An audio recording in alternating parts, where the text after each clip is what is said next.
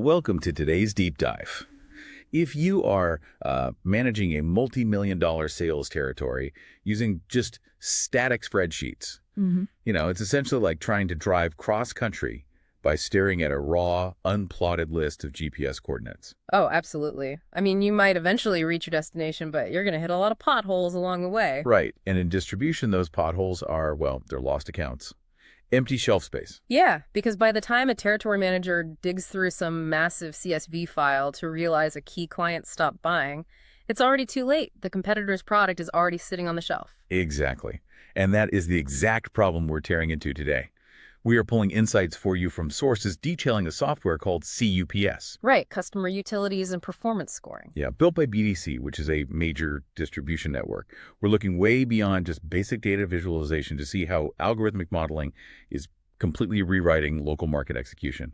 So, okay, let's unpack this. Well, the foundation of the CPS platform is this thing they call their customer finder map. It takes those dense, unreadable columns of raw sales data and runs them through a dynamic buy-no-buy filter. So it's basically bringing the spreadsheet to life. Exactly. Instantly, every account actively buying your product is plotted in red, and the non-buying accounts, they're plotted in gray. I mean, I have to push back a bit here, though. Sure. For an executive sitting in a boardroom, a map covered in red and gray dots looks great. But for the actual sales rep sitting in their truck, knowing a dot is gray doesn't really tell them why it's gray. Right. Or, how to fix it. So how is this any better than just handing them a filtered list on their iPad? What's fascinating here is that the map is just the surface. It's really the interface for an underlying predictive model. Wait, so the dots aren't just static? No, they aren't static at all. They act as entry points into a highly localized account scorecard. Oh, wow. Yeah, you pull it up and it shows 6-month sales trends, year-to-date revenue, and tracks detailed metrics like recent placements. But the real power is how it actually analyzes ordering velocity to predict churn. Ordering velocity. Wait, so it's not just showing what has happened, it's predicting what will happen.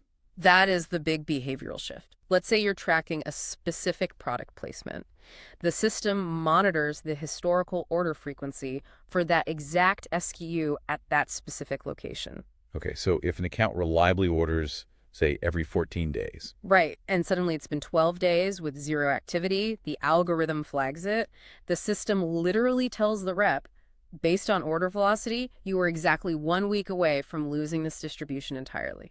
That is wild. So instead of the rep finding out next month that the account churned, they get this highly specific warning while there's still time to intervene. Exactly. But how does management ensure the rep actually acts on that flag instead of just, ignoring it? Through native task creation, a manager sees that predictive flag on the map and can instantly assign a targeted objective directly within the same interface. So they basically drop a pin on the dot. Yeah. They drop a pin on that gray dot with a mandate like, go here today and run a promotion on this specific product.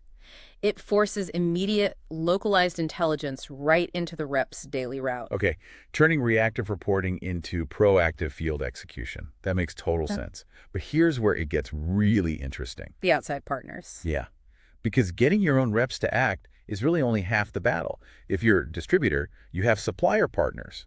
The actual brands whose products you're selling. And historically, those partners are flying totally blind. Right, because sharing this level of granular, localized data with outside suppliers is usually considered a massive operational risk.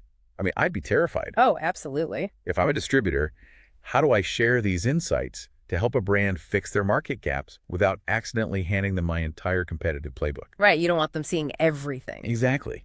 If I let brand X into my system, what stops them from seeing exactly how brand Y is performing? Well, if we connect this to the bigger picture, CUPS engineered their way around this with a really strict permission architecture. How does that work? They grant customized restricted access tied directly to the supplier's specific SKUs. When Brand X logs into the portal, the map and the data dynamically filter out everything else. Oh, so they only see their own stuff. Exactly. Wow. They can interact with the market data, spot gaps in their own distribution, and collaborate on targeted sales pushes, but they are completely fenced off from your other clients' data. So you give them visibility, but with ironclad guardrails. Right. It builds massive trust because the supplier isn't left in the dark anymore, but your proprietary market intelligence remains totally secure. So for you listening, whether you manage a massive sales territory or design data architecture, the big takeaway here is that visualizing data is just no longer enough. No, not at all. Systems like CUPS prove you really have to bridge the gap between seeing the data and algorithmically deploying tasks against it. It's about fundamentally changing the behavior of the workforce.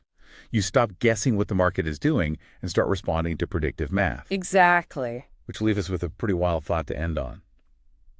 If a system like CUPS can flag that an account is exactly 1 week away from losing distribution, Yeah.